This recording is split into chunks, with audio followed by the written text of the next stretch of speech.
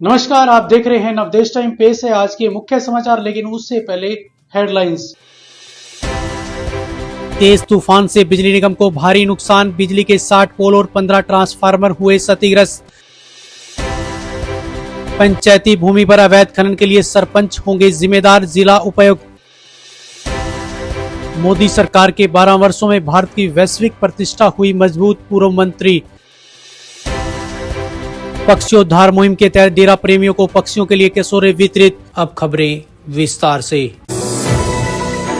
रादौर क्षेत्र में देर रात आई भीषण तूफान से बिजली व्यवस्था बुरी तरह प्रभावित हो गई। तूफान के कारण करीब 50 से 60 बिजली के पोल टूट गए तथा 15 ट्रांसफार्मर क्षतिग्रस्त हो गए, जिससे दौलतपुर, चमरोडी, बड़सामी, खेड़की और खरखाली सहित कई गांवों की बिजली आपूर्ति ठप हो गई। बिजली निगम के एसडीओ दीपांशु धीमान ने बताया कि विभाग की टीमें युद्ध स्तर पर मुरम्मत कार्य में जुटी हुई है। उन्होंने कहा कि पहले घरेलू बिजली आपूर्ति बहाल की जाएगी, इसके बाद ट्यूबवेलों की सप्लाई शुरू की जाएगी। उन्होंने उम्मीद जताई कि अधिकांश प्रभावित क्षेत्रों में जल्द बिजली आपूर्ति सुचारू कर दी जाएगी। अभी जैसे मौके की तफ्तीश करी गई है और चेक किया गया है, तो जो लाडवा से लगते हुए हमारे जितने भी गांव हैं वहाँ पे मेजर इम्पैक्ट हुआ है और एक रफ एस्टिमेट लगाया जाए तो 50 से 60 पोल और अराउंड 15 ट्रांसफार्मर जो है हमारे वो डैमेज होने की जो है हमें रिपोर्ट मिली है। और जो मेजर गांव जिसके अंदर ये डैमेज हुआ है वो है दौलतपुर, चमरोडी, बड़शामी और खेड़की और खरकाड़ी।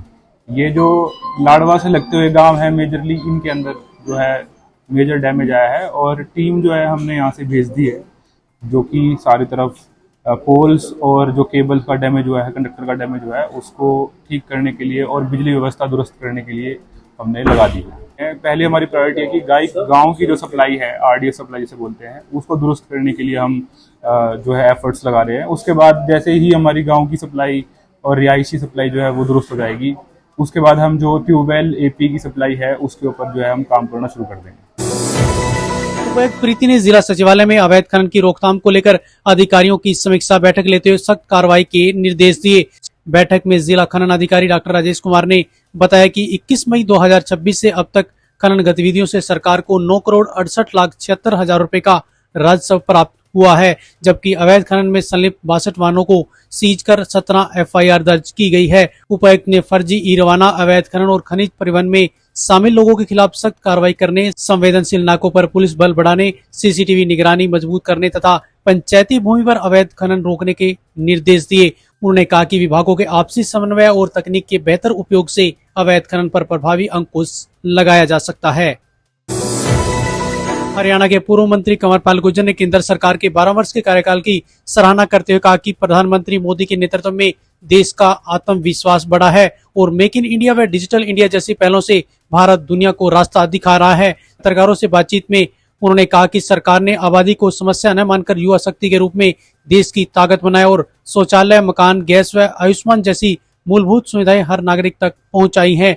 पूर्व मंत्री ने कोरोना काल में 2 स्वदेशी वैक्सीन बनाने, आतंकवाद पर त्वरित कार्रवाई करने और विपरीत वैश्विक परिस्थितियों के बीच भारतीय नागरिकों की सुरक्षित वापसी कराने को केंद्र सरकार की सबसे बड़ी कूटनीतिक जीत बताया है। इन 12 साल में मैं समझता हूँ सबसे बड़ी बात जो है वो कॉन्फिडेंस बढ़ाने की। हमारे में कॉन्फिडेंस था, देश का जो कॉन्फिडेंस था वो पूर्व की सरकारों ने समाप्त कर दिया था। ऐसा था कि हम दुनिया के पीछे चलने वाले देश, लेकिन जिस प्रकार से उन्हें make in India, startup India, digital India को जिस प्रकार से उन्होंने शुरुआत की और कहा कि हम कुछ भी कर सकते हैं, हम दुनिया को रास्ता दिखा सकते हैं। रास्ता कोई तो हमें दिखाएगा ये नहीं, बल्कि हम दिखा सकते हैं। अब क्या था, इससे पहले अगर आप देखोगे तो देश की सबसे बड़ी समस्या था क्या थी? आबादी थी।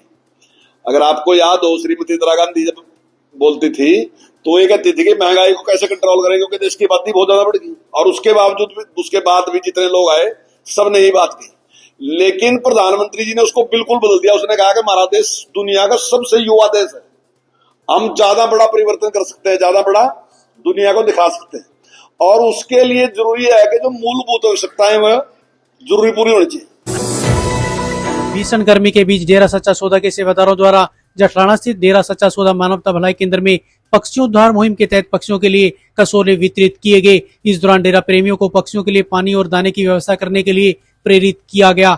लोक प्रेमी सेवक डॉक्टर करमवीर इंसान ने बताया कि डेरा सच्चा सौदा द्वारा मानवता भलाई के 176 कार्य संचालित किए जा रहे हैं। इन्हीं कार्यों के तहत पक्षियों द्वारा मुहिम चलाई जा रही है, जिसके अंतर्गत डेरा प्रेमियों को कसौरे वितरित किए गए हैं।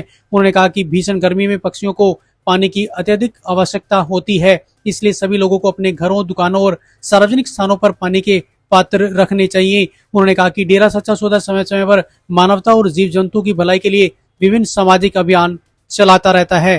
तो ये थे आज के मुख्य समाचार। ताजा तरीन खबरों के लिए जुड़े रहें नवदेश टाइम के साथ। नमस्कार।